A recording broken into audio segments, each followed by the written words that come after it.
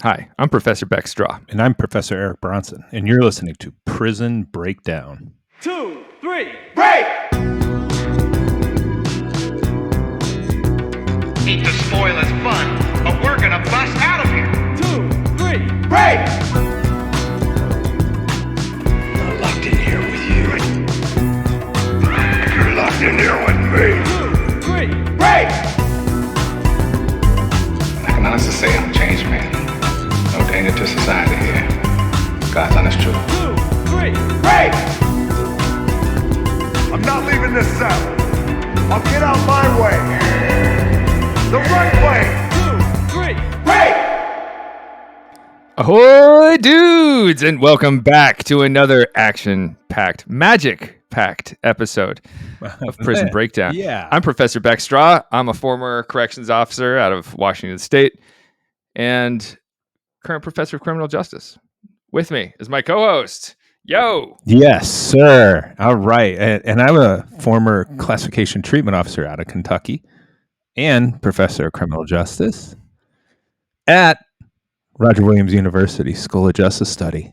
Now, I hear good things about Roger Williams University School of Justice Studies, our sponsor, right? Coincidentally, Yes.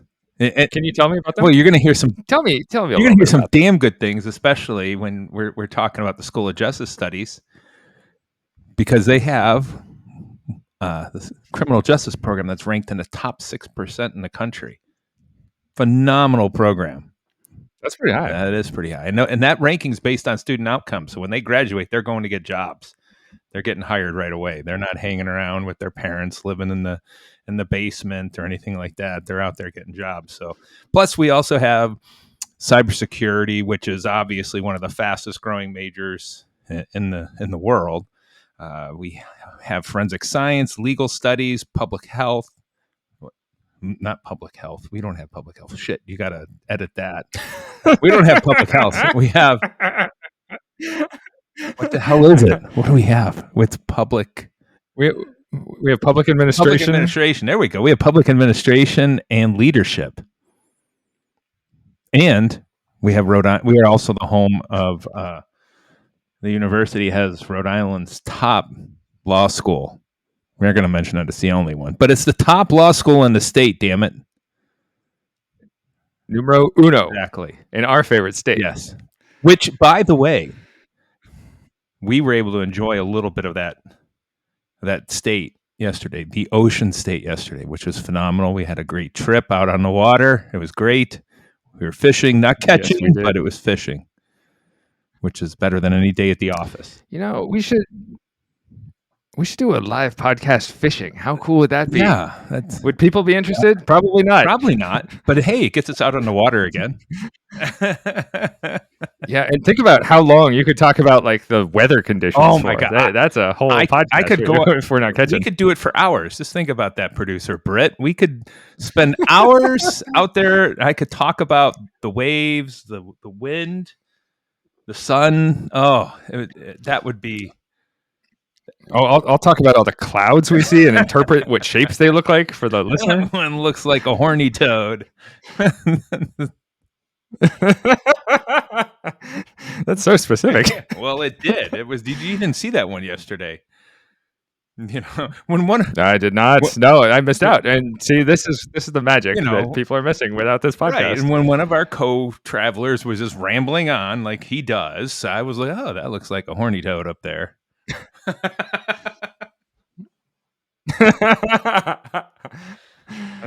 We love co-travelers. Yes, we do. Well, now that I did a Jedi mind trick where Eric forgot to talk about the weather this time. Oh no, it was going to happen one way or the other. I like that.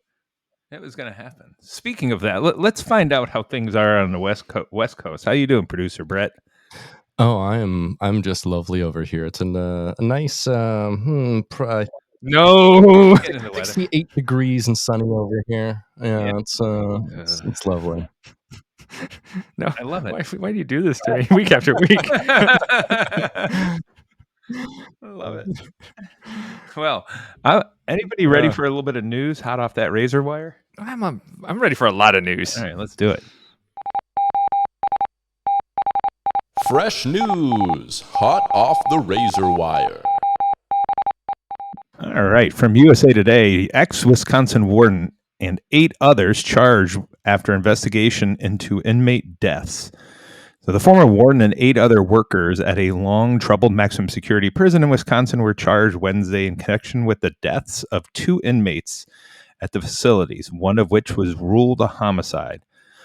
All 9 individuals were arrested Wednesday, with 8 facing charges of felony inmate abuse.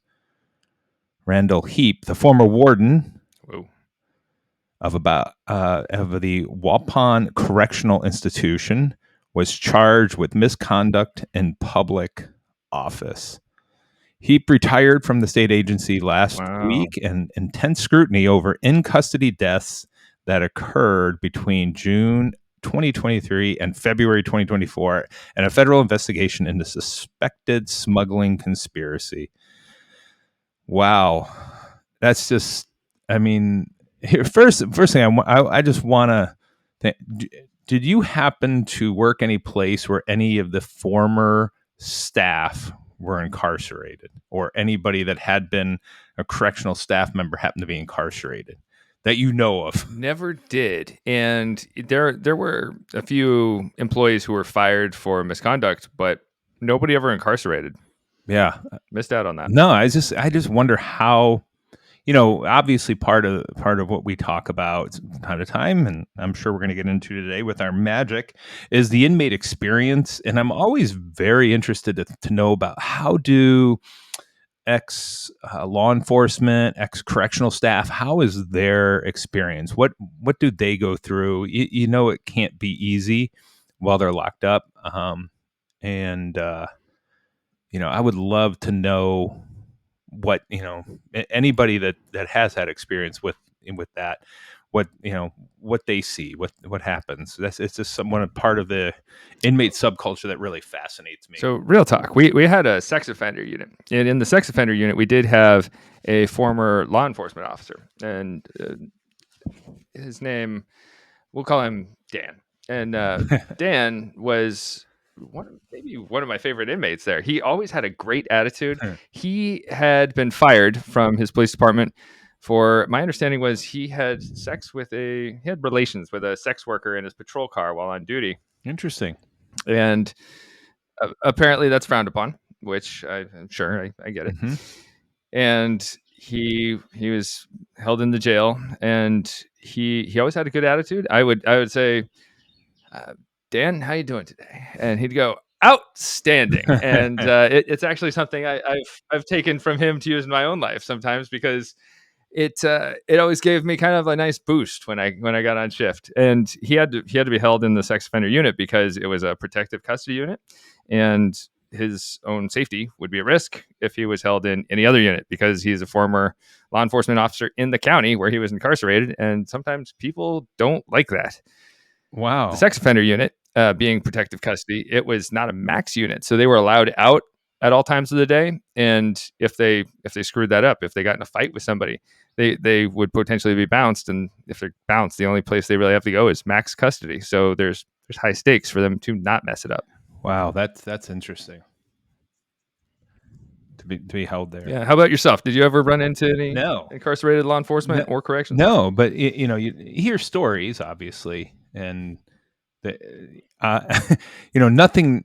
I don't think gossip travels faster than any place else on the planet than at an institution. And so when some gossip would happen, or somebody would be walked off or get arrested, that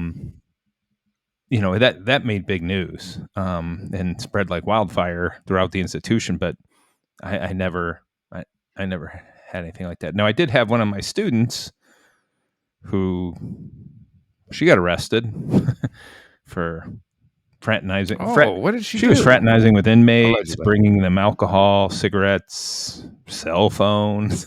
So, yeah, she didn't just get walked off. She's like a 7-Eleven. Yeah, exactly. And she was also having relations with them. So, yeah.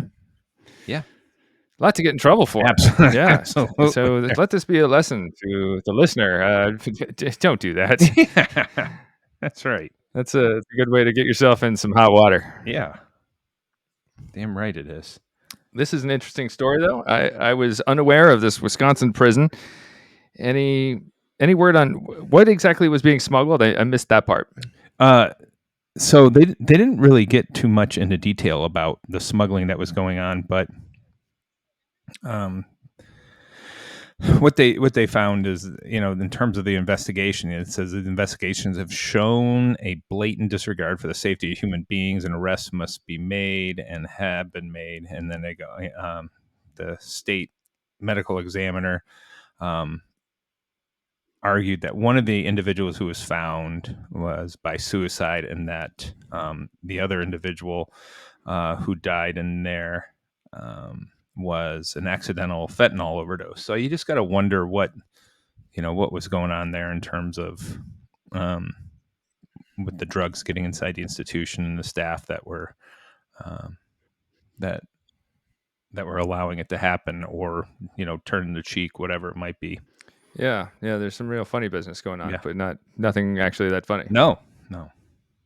So that's our news for No the dice. week. All right. Well, thank you for that news. Absolutely. Shall we move on to the main course, the main dish? Yes. All right. We are diving right back in, headfirst, into magic. And the next article we talk about here is going to be one from the British Psychological Society titled Magic, Gangs, and Prison. And it's this interview done by Professor Richard Wiseman. And in the article, he talks about how magic can improve people's lives. And there was this promotion of magic around World War I. A book came out titled Tricks for the Trenches and Wards. And it contained a number of illusions that could be performed by convalescing soldiers as a form of occupational therapy. So if you get shot on the battlefield, they take you to the hospital and they say, okay, magic is going to help with your getting back on your feet and your rehabilitation. So we get that, and cut forward in time to the 1950s, where we have the National Committee for Therapy Through Magic, which is a thing apparently. Yeah. They encouraged magicians around the country to team up with medics and teach their patients magic. I like this. This is my kind of hospital. Yeah, I like that. I think that's a great idea. I think there's all kinds of possibilities there with this. Yeah, it gives people something to do from just besides sitting there and watching TV in a ward. And not that World War I has much TV programming going on, but at least it gives people something to do with their hands. Yeah. More recently, we're starting to see the influence of magic in programs for occupational therapy, even on an international level. Illusionist David Copperfield, he teamed up with an occupational therapist to create a magic-based program to enhance patients' well-being and their motivation. Magician Kevin Spencer, he endured some serious injuries in a car accident, and he also developed a similar program for people, seeing that it could be helpful. In Canada, we have Julie Eng runs this initiative called My Magic Hands, where magicians and occupational therapists help kids with physical disabilities and challenges. In the UK, we have the Breathe Magic Intensive Therapy Program, spelled PROGRAMME, like the fun British way, that uses magic-based interventions to help kids with hemiplegia, teaching them these necessary and repetitive exercises where they incorporate their movements into magic tricks. In South Africa, we have the College of Magic, teaching students important life skills like responsibility, empathy, humility. And in the Netherlands, the Magic Care Initiative encourages children in hospitals to learn magic to just raise their morale and give them something to look forward to during their recovery process. Yeah. How do we feel about that? That's the thing. I think, at the very base level of this, we're looking at, hey, this is something that can provide some joy for individuals. Just being entertained by magic in itself. Forget about all the research that goes into, how it can assist with individuals performing magic and things like occupational therapy, because you're getting them to use some of these motor skills that they might not have been using or might need to work on during rehab. Just the hey, this is something entertaining. It's something positive. It might make them laugh. Hey, get the dopamine flowing in individuals. And, just that alone, I think, is a positive that I'm sure just gets brushed aside and looked over. Whereas, if you're looking at, all these other positives that can come from it, for individuals that are trying to get to better health or get to, improve their mental health, or that's just something I think that needs to be investigated a little bit more. Right. Like where is the harm in Right. somebody learning card tricks? Right. I see nothing. Right. You got to think it's, think if somebody maybe had in terms of brain injury, the cognitive and perceptual challenges that come along with that can just, this is something that's simple that we can start teaching them some card tricks, or, I mean, hell, it's a great opportunity to work with individuals in a different way. Oh, absolutely. And like the fine motor skills that come with it. If somebody is dealing with like loss of motor skills, something like this might be helpful for them, just encouraging them to practice repetition in their movements and trying to get back to their baseline. Definitely. So Professor Richard Wiseman, he did some research on well-being and magic education, and his findings suggest that practicing magic has some key benefits. Like it increases people's self-esteem, it enhances creative thinking, and it improves your social skills on the whole. And other research on incorporating magic tricks into educational videos finds even higher levels of engagement, attention, and retention than other areas. So there's the preface. And the rest of the article focuses on these two gents, Darren Way and Gareth Foreman, where they're exploring the impact of magic on gang interventions. Darren is someone who started working with gangs as a social worker and a specialist intervention practitioner. And since he was working for the government, people would regard Darren with the suspicion and anger. And so in 1995, he's talking to these guys who have been convicted of these violent crimes and drug offenses. And he's like, yeah, why not? And he uses magic to break the ice. He makes a flame come out of his jacket, and then he does a card trick. And one guy starts getting aggressive, like, how'd you do that? And he's like demanding to know how the trick was done. And Darren's like, okay, I'll show you. But only if you meet with me tomorrow, only if you meet with me the following day. So he's keeping him on the hook. They meet up again, and Darren teaches the guy this trick, and he starts a conversation where he gets the guy to trust him. Like it's a tool for building trust, building this relationship between him and this inmate as a social worker. And it's an interesting tactic, but he's using magic as a tool to build relationships. And so he gets asked about, like, why do you think magic even works for this? And he thinks it's because it gives these guys the tools to understand something that other people don't really know. And it may also have something to do with how members of this crowd are used to deception and concealing weapons. So they may be drawn to other people who do the same thing, like magicians.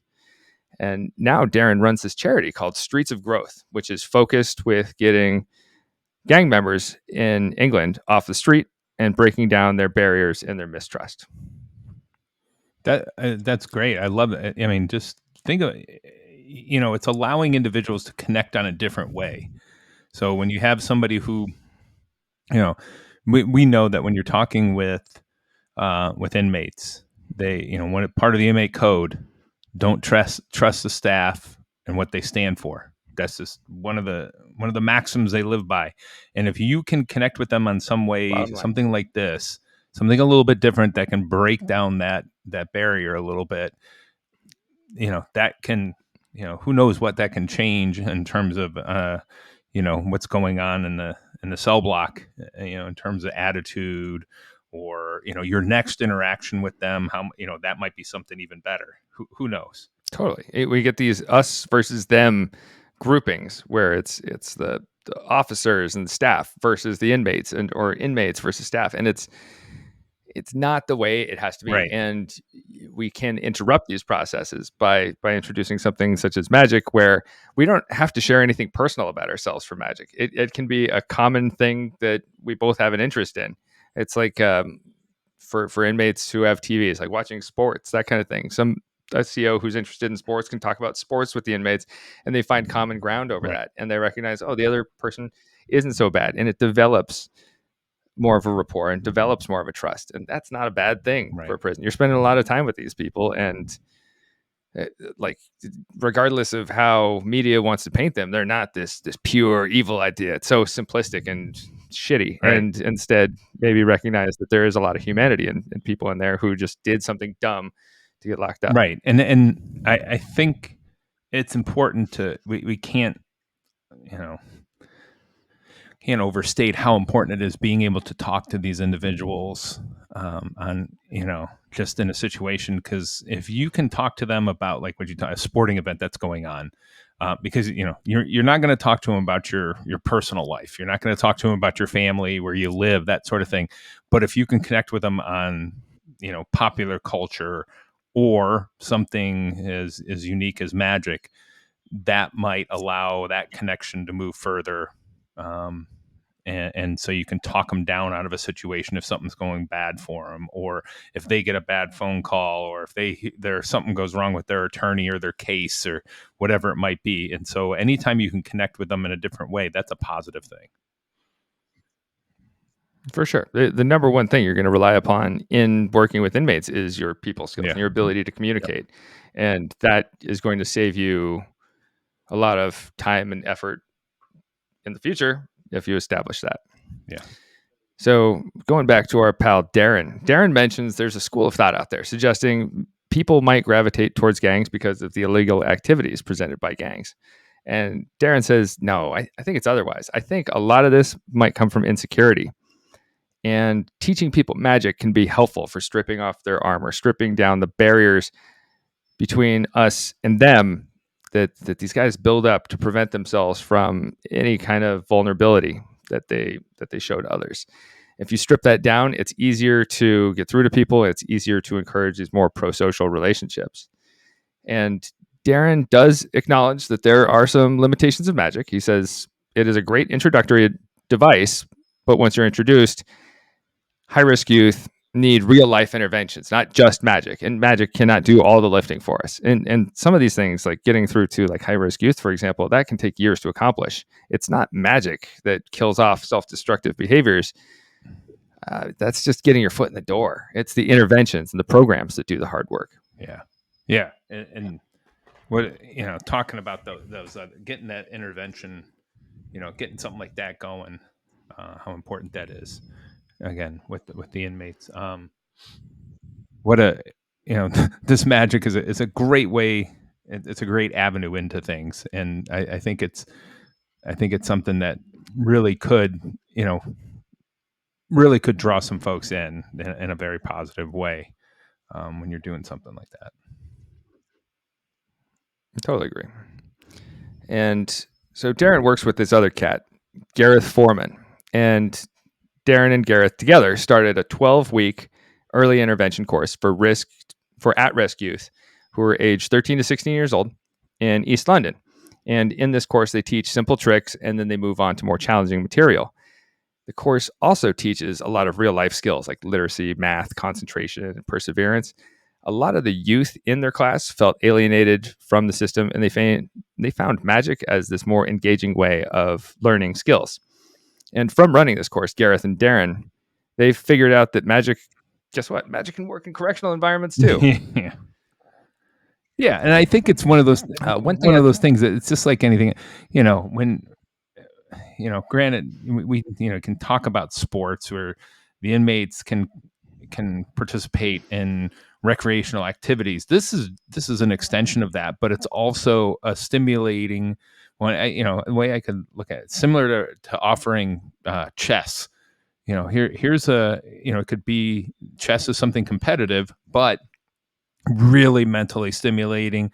It might make their brain fire in different ways. And this is the exact same thing, is that them learning it or them just observing it can be really mentally stimulating in a very positive way. Yes. And when you're inside, you have to make the best of what you're given, which is not a lot. And so magic can be something that you do with not a lot of resources. One thing I'd also like to touch on is this 12-week course that they go through, it reminded me. I actually worked with a magician in corrections. My friend Jay Lee. He's a Korean dude, and coming from Korea, he had gone to Magic Academy in Korea, which was 3 months compared to our 1 month corrections academy. Which that speaks for. Maybe we need a longer corrections academy, friends. Wow, a 3 month, academy. He had all the, wow. He got all these cool pictures from it too, where he's like holding the whole deck of cards in his hand, and he's wearing like the tux with tails type of stuff. I would like my next headshots to be as a magician. You can probably ask AI to generate that for you. You could make that your thing as a professor. You could be like Professor Magic. Yeah. Well, Professor, I just start wearing a top walk into class that way. Yeah. Oh, that would be awesome. You know what? You can have a soft intro into that. Like in October, just start doing some tricks in class, some card tricks, and then at Halloween, come in dressed as a magician, and just never return to your suits. Just never stop dressing like a magician. Just on November 2nd, 2 days later, just keep wearing the magic outfit with the top hat. That's the best trick of all, I think. It's God, I can't imagine how much students would love this. If I was a student and I saw this transformational change with a professor, I'm never going to stop talking about it. Since you're starting to play piano, you're going to need tails on a tux anyway, right? Ooh, yeah. Oh, You sure. got to get the two birds with one stone. Two birds, right? One stone. Honestly, Mm-hmm. we were talking before the recording about how I want to start learning piano, and I recently bought a keyboard. And part of what encouraged me to do this is I was assigned a classroom for a semester that had a piano in there, and none of my students knew how to play piano. And I think it would be fun if I were to have that again, I could sit down and start plinking away while I talk. Yeah, I would be more engaged if I was in that audience. And you only need to learn like 2 songs. That really does. If you learn 2 songs, you can go and amaze them with that. They would just be blown away by it. You think like chopsticks and whatever? Something. Learn something. Something modern and something classical. Go in there with the 1812 overture, and then I don't know, pick something from modern day. College students love the 1812 overture. Well, the thing that's great about that is you can have somebody right outside the window. I can do this for you. I'll do this part. Is if you're playing that, I will stand outside the window and blow off a cannon there. Because it's not you need the cannons with the 1812 overture. Tchaikovsky was had never envisioned the cannons, but the Boston Pops do a great job of playing that every 4th of July with the cannons. That's what makes a song so phenomenal. I was about to ask, how do you know so much about the 1812 overture and like the canon accompaniment? Yeah. But now I get it. I get it. So back to what we were talking about here. In 2016, the subjects of this article, Darren and Gareth, they developed a 5-day cognitive behavioral therapy rehabilitation program for local prison. Now, do you two know about the general philosophy behind cognitive behavioral therapy? Why don't you tell the listeners? Yes. So cognitive behavioral therapy, the gist behind it, as I understand it, is a lot of criminal activity takes place as a reaction to certain triggers. And cognitive behavioral therapy, the idea is when we get that trigger, instead of heading down the usual path, we fork and we go a different route. So it's like developing a system for coping. So I'm dealing with bad news, and then I lash out, I get drunk and get into trouble. How about instead of that, I get bad news and I take deep breaths and I don't get drunk and I talk to somebody about my problems instead. So something like that, where you're developing these pro-social coping responses and learning to adapt your behaviors around these triggers. Yeah, and Eric, did I capture? Yeah, and I was going to say, I think a lot of it has to do with developing appropriate responses to situations, no matter what the situation might be, and preparing yourself and in a way to have an appropriate response. And a lot of this has to do with setting up expected negative interactions, stressful situations, and how you're going to handle that. And a lot of it has to do when you're training these individuals is working with positive reinforcement. So when they do have an appropriate response, you're praising that response and encouraging, okay, that was great. Also think about, here are some other ways that you could handle the exact same situation. And that prepares individuals for conflict, for negative situations. Yeah, for dealing with success when faced with like adversity in their lives, where they may have not had these successful solutions modeled for them in the past. So it can be helpful to people, and it is, in terms of modalities for prison programs, it is seen to be one of the more successful ideas that's put out there. Now, Darren and Gareth start this new program. It's a 5-day cognitive behavioral therapy rehabilitation program. And they launch it. And the inmates, they start off suspicious, but then they see a card trick done by one of the guys, and it gets their attention. And Darren and Gareth task the group with figuring out how they perform the magic trick. They divide the participants of this group into small groups. They give them a deck of cards, and the facilitators will walk around the room to see what the inmates can come up with. It can be hard for some guys. A lot of inmates there have this immediate gratification orientation, and we call low self-control in criminology. And this can cause struggles with these gentlemen because they don't get this quick fix. And that lack of ability to get a quick fix can be a reason why some people turn to violence or crime. But the card trick, learning the card trick, it's not about immediate gratification. It rewards patience, and it rewards thinking outside the box. Even when magic tricks, once you break them down, they often have a pretty straightforward solution. So in the group, they eventually get to the solution, and then the facilitators say, we want you to think about an issue from your own lives. And then they can use a similar approach to think of possible solutions once they're released. So it's teaching them problem solving. The idea here is following the course that they took to figure out the magic trick. How can we avoid falling into the same traps over and over that don't work for us?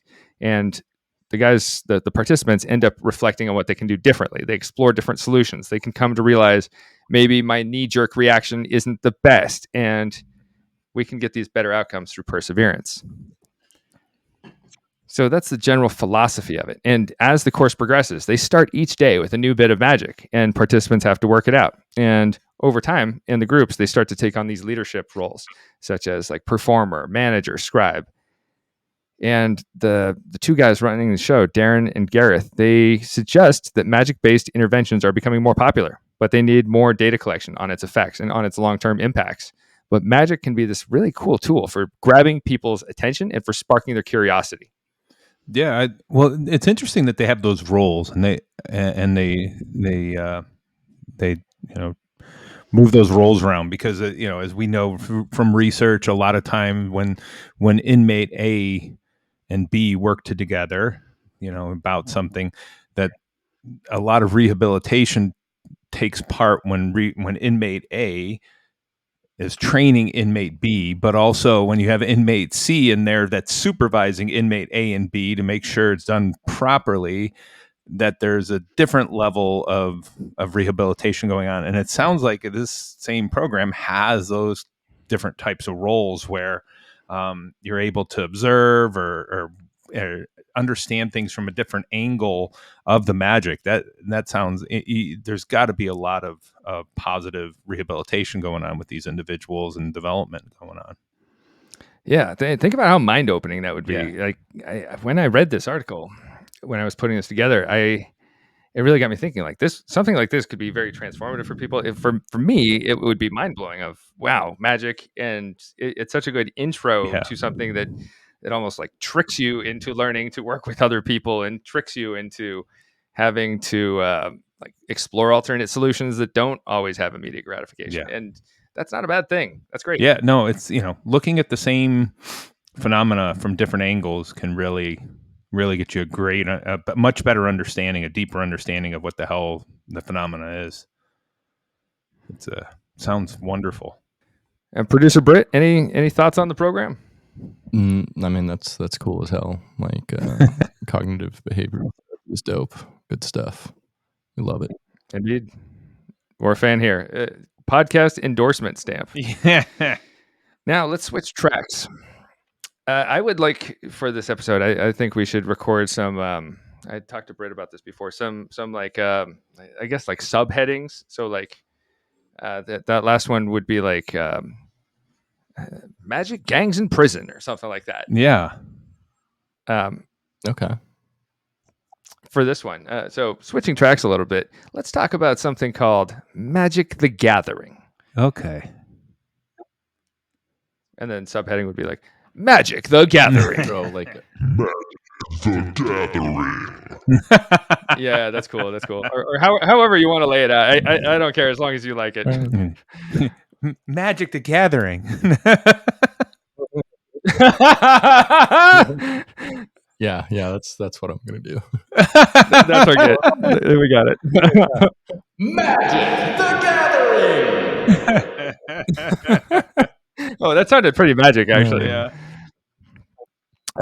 So this is off topic, but it's interesting. So in 2023, just last year, New Mexico prisons banned the game Magic the Gathering. Did you two hear about this story? No, it did not.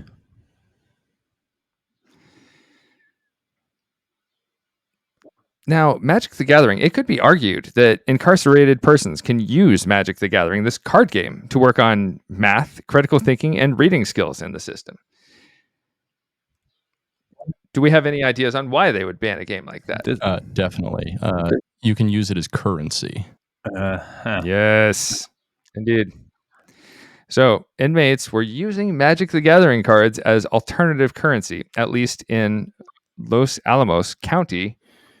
And so, goodbye Magic the Gathering in prisons. And so, inmates tried to find ways around the ban of Magic the Gathering cards by making their own Magic the Gathering cards from memory onto slips of paper. It's kind of sad, but at least it gives them something to do in playing Magic the I Gathering. wonder if that's was that done by the tattoo artists inside the institutions? Were they the ones designing the new Magic the Gathering cards, the fake ones?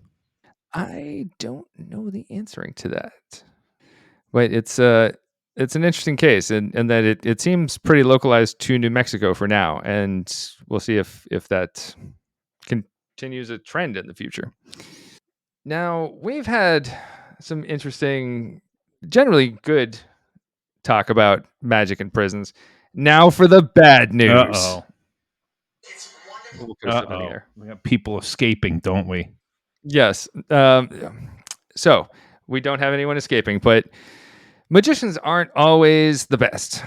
I like to think magicians can be the best. They present something to us that's really cool. But for this one, we're going to start with something that happened in Ohio. Where?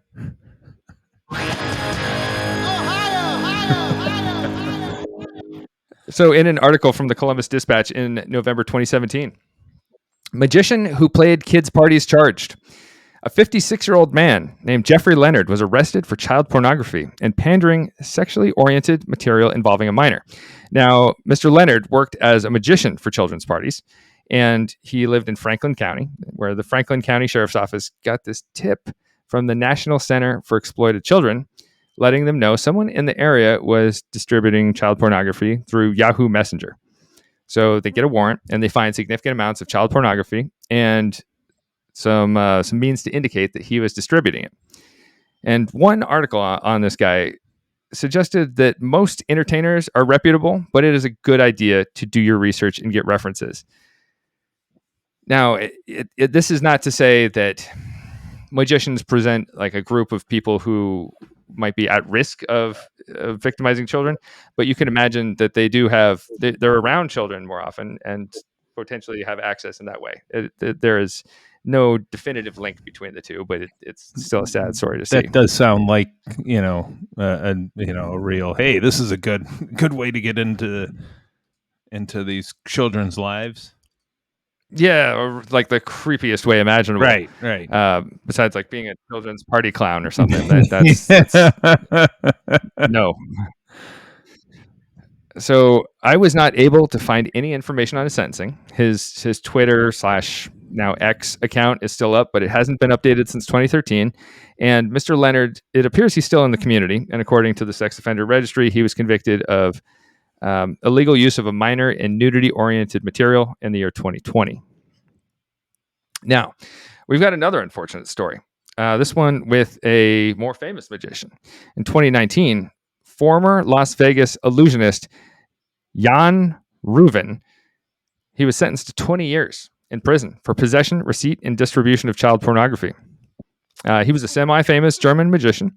He had a residency in Las Vegas from 2014 to 2016. He titled it The New Illusions. And in 2016, he was charged with possession, receipt, and distribution of more than 9,000 images and videos of child pornography. What? And he shared many of these files on peer-to-peer file sharing programs online under the aliases Lars45, Lars USA 22, and Lars Schmidt. All Lars. It's a very German alias. Yeah. Like if you were German, wouldn't you choose something less German as an alias? Das ist nicht gut. Wow. 9,000 images? My goodness. That's a lot. Yeah. So authorities found the files on password-protected files in 9 computers in his home, which he dubbed the Fun House, which I don't like that. But it's so gnarly. The prosecutor, Ilham Rouhani, tells us the videos contain some really sadistic sex acts and noted like the whimpers of children. That's like something that makes me feel like bad inside to even hear about that. So Mr. Reuven, he received a sentence of 20 years incarceration, a $500,000 fine, and $70,000 to the victims identified in the videos, which maybe instead of paying that $500,000 to the courts, maybe we allocate more of that toward the children. Yeah. Jan appeared to faint in court, and he fell backwards in his chair after the judge rejected his apology. And the chief U.S. District Judge, Gloria Navarro, said he also dragged out his court proceedings like a soap opera, and he showed only regret at ever being caught. He ended up blaming his pornography collection on boredom, a methamphetamine habit, and the people he surrounded himself with between his shows. Wait. After Boredom? Boredom. Did you say boredom? Yeah, right. Boredom. Come up with a real fucking He blamed excuse. it on boredom. Holy shit. Come on. Well, Boredom? well, he also implied his methamphetamine habit. Hey, has nothing to do with okay, methamphetamines, you can understand, like that's, okay, yeah, but boredom made me, collect the child porn. Come on. Oh, that's just horrible. That's insulting as an excuse. I'd like you to isolate that clip of Bronson saying boredom made me collect child porn. Boredom made me, collect the child porn, collect the child porn, the child porn. Boredom made me, collect the child porn. But maybe he's onto something because, church is rather boring, and maybe those priests are bored. Maybe that, the confessional, when it gets boring, they get touchy. Maybe he's just being real about it, where he's just like, I don't have an excuse. Yeah, okay. Like he did something terrible and he's going to blame it on boredom. Anyway, that's Mr. Reuven will be deported from the United States following his sentence, and he is barred from returning for any purpose in the future, which I think we're going to be okay with that. We're okay with it. There's another more recent one, closer to home here. Massachusetts magician in 2023, November of 2023, Massachusetts magician Scott Jameson pled guilty to child pornography charges. 46-year-old Scott Jameson was a New England magician who performed at libraries and family events, working with children from kindergarten through 8th grade. And in 2022, he's at the airport. He's coming back from Cambodia, and he gets stopped by federal agents. And the agents had been contacted by an organization called Action pour les Enfants. I hope I got my pronunciation correct there. It's an organization that works to prevent the sexual abuse of minors, and they reported that Jameson had been involved in inappropriate behavior with minors in Cambodia. The authorities found over 100 images of child pornography on his laptop and a video of a boy between the ages of 5 to 7 showing his genitals. As far as I've been able to tell from looking online, there's no sentencing yet, but the federal charge of engaging in illicit sexual conduct in a foreign place has a sentence of up to 30 years in prison, a fine of $250K, and a lifetime of supervised release. So yes, it is bizarre to me that, like, looking up just running searches on magic in prison, and I ran like many searches on this, and it is bizarre how magicians have just been like getting indicted for child pornography charges. I don't understand why specifically this would be other than the most I can think of is like increased access to children. Yeah. But again, this does not mean any magician is a creep. It means that these select few magicians are creeps. Right. Wow. But it's interesting that the searches are pointing to that. Yeah. Right. Now, here's a more interesting case that's out of the ordinary. We have a man named Yorgi Martirzian. He's known as Gosha, the magician. He is a magician and a self-proclaimed psychic and spiritual healer. He is also a Georgian-born serial killer who murdered 3 or 4 women between 2011 and 2012. So Gosha the magician, he was born in 1969. He engaged in crime early in life. He joined a gang of robbers in the 1990s, and they would break into apartments, and he eventually gets caught and imprisoned. And he gets released in the year 2000 under amnesty, and for 7 years he works as a cook, a chauffeur, a salesman, and a logger. And then in the year 2007, everything changes for him. Yorgi made a profile on this Russian dating site called Mamba, and he presents himself as Gosha the magician, and he can perform magic, and he claims he can heal ailments and cure people's bad karma, which I know you've been taken many times by these claims online, right? Definitely. Rick? Just recently I had, someone cure me of my headache with magic, but it was great. Yeah.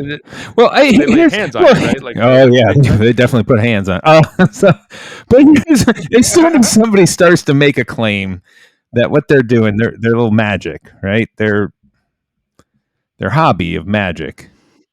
As soon as they start to make claims that they're healing people, can't we call them something other than a magician? Because I think that's ruining the word magician. I think majority of magicians know that they're entertainers. They're not, faith healers.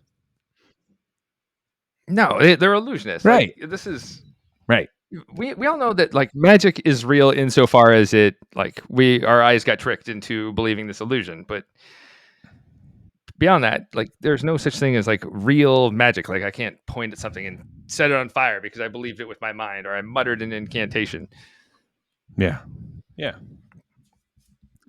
Well, to be fair, he does identify himself as a spiritual healer, which I hate to give him any credit, but there's that. So he's identifying himself as Gosha the magician online now, and he claims he can heal these things. And business starts slow, as it probably does for many magicians. You put your services online, it may be a little while before it picks up. But Gosha has some strange rituals he's doing, and he starts gaining clients. He would take women to this isolated monastery, and in there he would light candles, he would sacrifice rams, and cast spells to offer women good fortune. The sacrificing rams is really bizarre, and like, to watch somebody do that, I don't know if I'd like. I don't think this is helping me. Like, what's going on? Like, there's too much. As soon as you start having, are we going back to like the Aztec and Mayan ruins? Next thing you know, it's not going to be a goat, or what was it? You said a ram. What's next? Yes, we move up the ladder a little bit and start sacrificing babies. Well, we're going to find out here shortly. In 2009, Gosha the magician meets a high-class escort named Rima, and she likes his services so much that she tells her friends who want to remove some bad aura they feel that they're getting as sex workers. And Gosha tells the women he's going to cleanse their souls. He's going to improve their financial situations. He's going to recharge them with positive energy, and word of mouth catches on, and he gets some local notoriety. And that means money is flowing in. So Gosha buys a 2-story house that he shares with his young daughter and now common law wife, because apparently he had a relationship going on the side. And they start taking vacations around the world. And he claims he had 40 to 50 clients at the time, including famous singers, beauty pageant contestants. He would turn down men who applied for his services, and he only accepted women, and he would sometimes sleep with them as part of his ritual. But who are we to judge? He's performing magic. Right. Like, maybe that's part of what it takes. Right. But probably definitely not.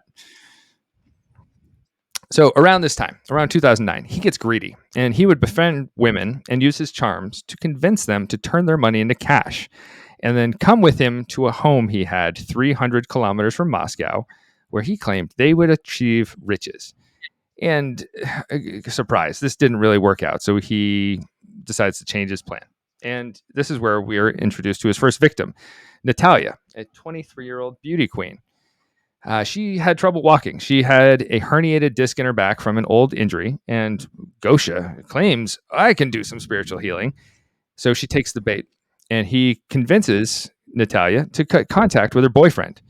And says, oh, those friends of yours from your modeling agency, they're trying to poison you. So he gets Natalia to withdraw 1.5 million rubles from her bank account and bring it to her apartment where he's waiting for her. And Gosha goes to get her a drink, and it turns out this drink is spiked with heroin and methadone. Natalia passes out, and he injects her with even more heroin to stimulate an overdose, but she doesn't die. She just stays unconscious. So he gets anxious, and he takes her to the bathroom, and he drowns her there.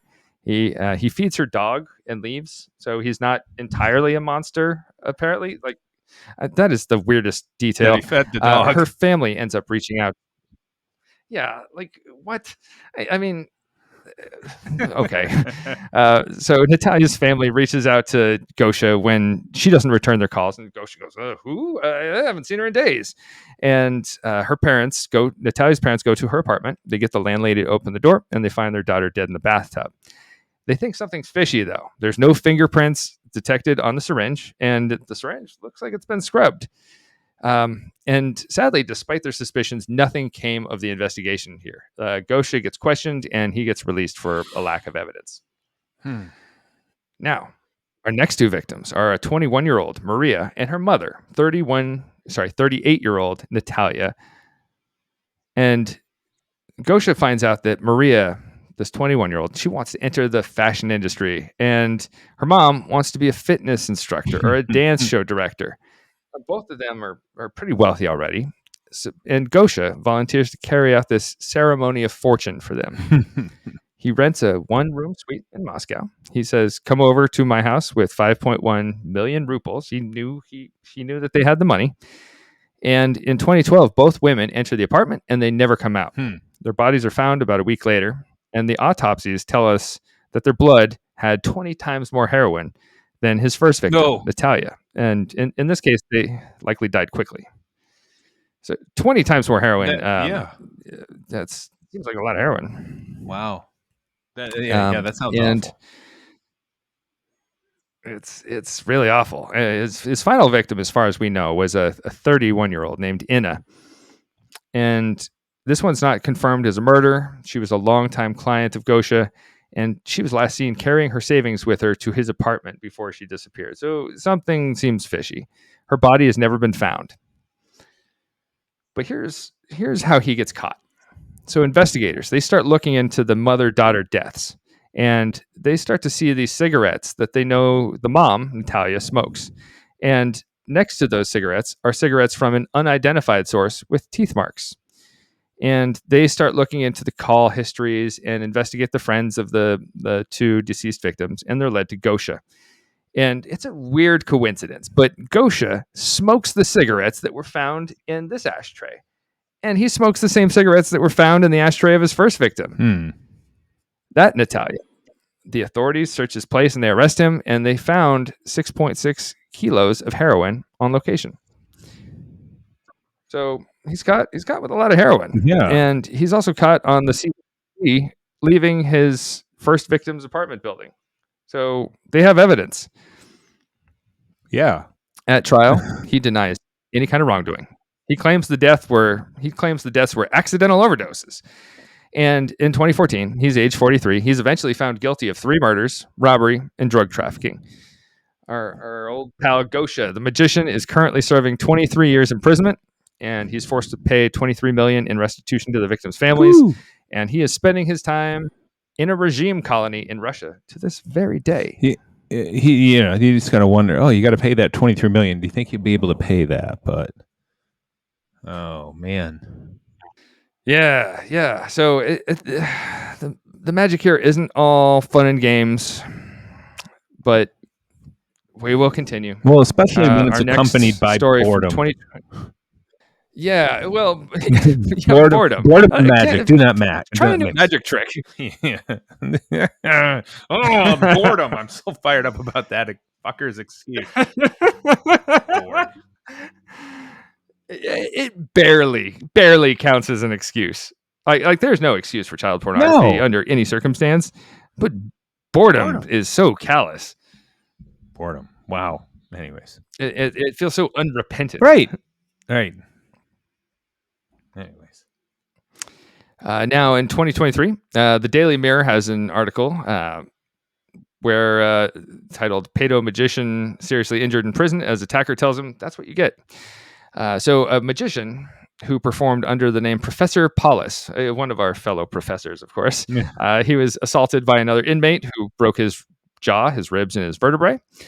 Professor Paulus, whose actual name is Paul McKee, he is a Mormon with strong links to the church, and he was found in Thailand and extradited back to the UK to stand trial for sex offenses. And Professor Paulus was once a children's entertainer to the stars. He would perform magic shows for soap actors, and he would do private parties for Liverpool footballers. However, during this time, he was also secretly a prolific sex offender, and he had abused young girls for over 25 years. And this is complaints running from the mid-1980s to the late 2000s. They take him to trial. He's eventually convicted of 13 sex offenses, including rape and sexual assault. Some of the children were as young as 2. He would allow young children to come and go from his house, and he would allow them to smoke and a drink on his property. He had animals like pigs and monkeys on his property that he would use to try and attract children there, and victimize children that way. There's nothing funny to say about this one. It's super sad, but it's another in the line of magician does something bad articles I'm reviewing here. Well, it's just interesting. Different ways that sex offenders, specifically pedophiles, will use to try and seduce victims. You just got to wonder, hey, right. what made you decide, okay, I'm going to use magic, or I'm going to use animals, or I'm going to use the ice cream truck, whatever it might be. So, they clearly had some early success somehow, and they thought, hey, this works. Yes, precisely. Like if it works for them once, maybe Right. they keep using that method and elaborating on it, like bringing animals onto your property. Like that's exploitative for children. It's like it's shitty in every way. Like it's just gross. Yep. Makes me feel greasy to even read about it. Another November story from last year, a Perth magician, a pretty notable one, was sentenced to 13 and a half years over sexually abusing boys. 29-year-old Donald Venter, he goes by the stage name Gupti. He was found guilty of 30 child sexual abuse offenses relating to 3 teenage boys and was sentenced to 13 and a half years in prison. He was notable in Australia for his escape routines. He would perform magic at private parties, corporate events, and he worked at a summer camp in the United States during summers with kids. And he even appeared on Australia's Got Talent, demonstrating some of his tricks. And he would use his skills as a magician to charm his victims, part of his grooming process. His first victim he met online. It was an 8th grade boy who was feeling confusion around his sexual orientation, went to go seek advice from the forums. And Venter, the magician, he said, I'm looking for some experimental fun. And so he met the boy at a skate park and drove him to a construction site where he abused him. The prosecutor mentioned that Venter would entice the boys into sexual encounters using magic tricks, and he purportedly hypnotized one boy into performing sex acts on him, which is interesting. I don't know if I believe in hypnosis to that extent, but it's horrific that he used it as a tactic. Yeah. Venter in the past was also accused but acquitted of having a sexual relationship with a 15-year-old girl. Must have had a good attorney there, because it sounds like that's a pattern. Yeah, right. Now, I have one more story that's a downer. UK magician Richard Bellairs. He has some level of fame from his craft. He appeared on Britain's Got Talent, and he went on Penn and Teller's show. What's it called? Is it called Fool Us or something like that? Yeah, Penn and Teller's Fool Us. He went on Penn and Teller's Fool Us, and he even fooled Penn and Teller with his tricks in 2012 when he was age 31. And he what he did, he sent a number of very inappropriate texts to a 15-year-old girl, including naked photos and photos of him performing sex acts, and a text that said, "I will hold you down and rape you," which is very condemning evidence that is probably very easy to show in court. He met these two 15-year-old female victims at a Marathon Magic fundraiser. He exchanged numbers, and they were soon chatting on Skype and on Facebook. And out of the blue, one girl sends him a topless picture. He deleted it, and then he asked her to resend it. And then he sees that as them opening the door, and he starts sending his own inappropriate texts. When the right thing to do is stop talking to them. You're 31, Right. and these are teenage girls. Right. It's pretty damn inappropriate. easy. Just don't. Right. And like there's like this element of like sadness or loneliness or something that I'm sure is there, but it's very difficult to have sympathy for anyone who's just like Knowingly, yeah, blatantly like Right. I'm going into this knowingly. Right. So one of the girls ends up having a talk with the police officer at a school, and then she prompted Bellairs to turn himself into the police, where he admitted sending the texts and the photos. And oddly, he sent these texts during a 100-hour magic show when he was in Kent. Which is a magic trick in itself. He pled guilty to sending the pictures and causing an underage girl to engage in sexual activity. And in a statement, he said it's never happened before, it will never happen again, and that he made a stupid mistake that escalated in a very short period of time. The courts ended up taking it easy on him. Instead of jail time, he received a 3-year community sentence. I'm not going to say this guy's better than that guy or anything, Right. but it's nice that he at least did apologize, and he didn't say I was bored. Yeah, but still, 3 years probation. That doesn't sound like a whole lot of punishment there. Yes. So what can we learn from all this? We have all this good that can come from magic in prisons, and then we see people on the outside, these magicians who are abusing the power that they have over other people. People see them as entertainers. People see them as maybe people of note, persons of note, and they use any kind of influence that they have, and people that can be turned bad. Yeah. And, I know people like to, have wide brushstrokes and just, okay, this is either bad or good, and do away with it. But I think, there's so much of this stuff that exists in the gray, but I think there's so much positive that can come out of magic relating to prisons and inmates and just rehabilitation in general, people in hospitals, that sort of thing, to ever even get close to saying, hey, this isn't something that we want to have around our community, or we want to make sure to, let's pretend we're in Florida for a little bit. Let's ban magic from schools, because I'm sure that's something that DeSantis would, if this information came up, let's get rid of it. So I think it's something that there's a whole lot more positive than there is negative to it, and we can't put the bad actors on the entertainment or the magic that goes on. Yeah, what I see is part of the issue here with crime from magicians, especially as it pertains to sexual offenses, it is correlation. It is not causation. Right. Magic is fucking awesome. Yeah. Liking magic and being interested in performing tricks does not make you a child predator. It does not make you a groomer. But it should be noted here, like, because magic is aimed at child audiences, the performers likely have greater access to children, and they can abuse that access. It's not unheard of. So just make sure that these are quality people you're hiring, and that they don't have a history of abusing people in this way. Right. And Right. be careful. Or in the case of the serial killer Gosha, he's getting access to these vulnerable populations, people who are told, if you come to me, you're going to be rich, or everything's going to be okay, or you're going to be shed of your bad karma. It's a grift in the way that like faith healers are grift. Right. Like it's the same absolute nonsense. And what they're doing is they're betraying the belief people are putting in them to advance their own selfish goals. And that sucks, but it doesn't mean magic sucks. Right. And that's my final word on it. Yeah. 100% agree.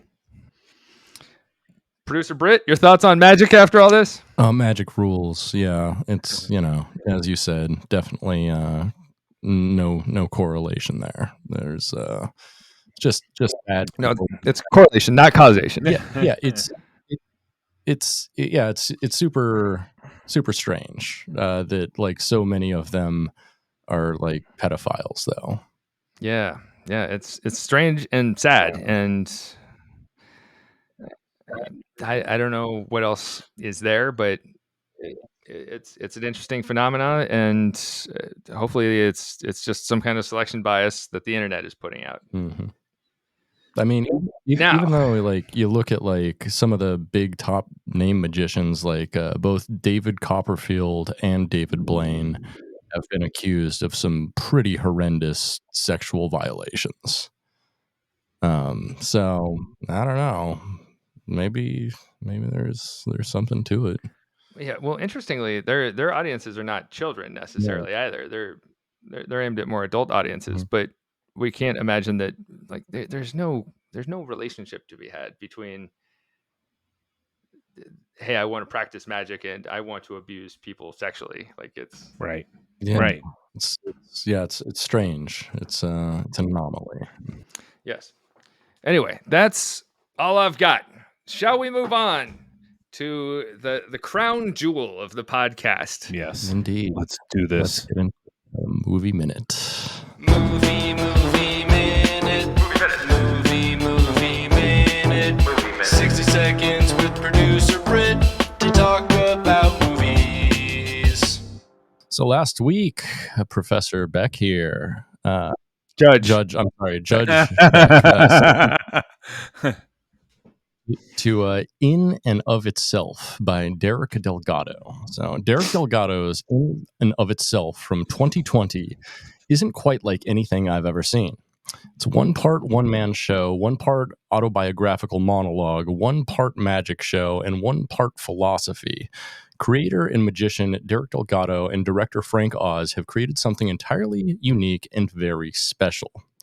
Performed and captured at over 500 performances of the same stage show, DelGuado seamlessly weaves old home movies into stories into relevant magic into deep emotions, and finally deep emotions into poignant personal philosophy.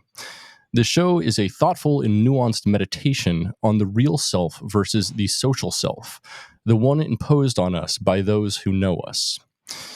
I laughed, I thought, and I had a very ugly cry when DelGuado discussed the ostracism he and his mother faced due to her being gay. The tricks were beyond impressive and required an absurd amount of memory along with sleight of hand. But the real magic trick here was somehow creating the most emotional, heartfelt magic show I've ever seen. There was a strange sense of vulnerability, but also at the end togetherness that I can't put my finger on, but was powerful. I cried for maybe 10 full minutes of the performance, and that was after my mood stabilizer kicked in. My only slight criticism was there were parts that were done with voiceover that I thought could have been done in monologue, but it didn't distract or impact too much from the real film and the soul of it. This one gave me the whole gamut of emotions, a true piece of art. I can't recommend it enough to everybody. Watch it whenever you can. It's beautiful. 4.5 soups. I am glad to hear you enjoyed it so much. It was something that I felt I watched it in 2020 or 2021, and it stayed with me because it is so interesting and it's meaningful. And I I've listened to a lot of interviews with him since, because he's just a very interesting figure. He wrote a very I forget the name of the book. It's called Liar or something like that. He wrote a very interesting book about his experiences in his life as well. He worked at some kind of illegal gambling den or something like that, and where he learned to essentially cheat at cards, and to watch him handle cards now is the card trick blows my mind, where he lays out, while blindfolded, he lays out an entire deck of cards. Is it? I think he does it by number and by suit. He does it by full perfectly. flushes. Yeah, it's crazy. Yeah, that's unlike anything I've seen before. And the ending, while I won't spoil it, is something that I spent time afterward just thinking, how? It's just part of me thinks memorization. Just memory tricks. That's it. Yeah, which is incredibly impressive. Yeah. So, yeah, Bronson, would recommend. Take a look. It's on Hulu. I will check that out then. Do either of you judges have a sentence for me for next episode? Bronson, it's your turn. You got one on deck? My turn. I did not know it was my turn. We gotta think of something here. If you have another one in the, one in the chamber. Oh, I've got a few in the chamber. Well, all right. Why don't we go on and I'll get some for next time then. All right, I've got one for you. It's a little something I like to call Death Row Game Show from 1987. All right. I think I've seen that. I think it's actually good. We watched about half of it at one time, and then it didn't. I think the copy was bad or something. I forget why we stopped. Well, I'll have to get a good copy then. But I remember watching that, and it being funny and actually pretty well done. So I look forward to it. Yeah, outstanding. Sounds like it's, with the title it sounds ridiculous, but it's actually not a bad one. I think our subscribers will be impressed with the number of soups that are given. Hopefully so. We always look for a high soup film. Do we? I think sometimes we look for a low soup film. We didn't assign Medea Goes to Prison as a high soup film. I want the high soup film. I'm hoping you give me the high soup film. Oh, I see. That's different. See, that's always my goal, is to go the exact opposite extreme. I want it to be painful. Yeah, you've kind of failed a couple times though. You've given me some decent films that you're like, oh, this is gonna be trash, and I watch it. I'm like, no, this is not bad. Oh, like Rubber, for example. Ricky Stenicki. Yeah. Oh, yeah. That was on me. Yeah. All right. So, well, we have to try harder. That's what we've learned from this. Exactly. And in the meantime, let's all try a little harder at magic and try to get some tricks down, huh, team? Oh, yeah. I think we'll have to do something. For our final trick, we would like you to rate, and subscribe on your favorite podcast platform. I think that's all for this time. It's lights out.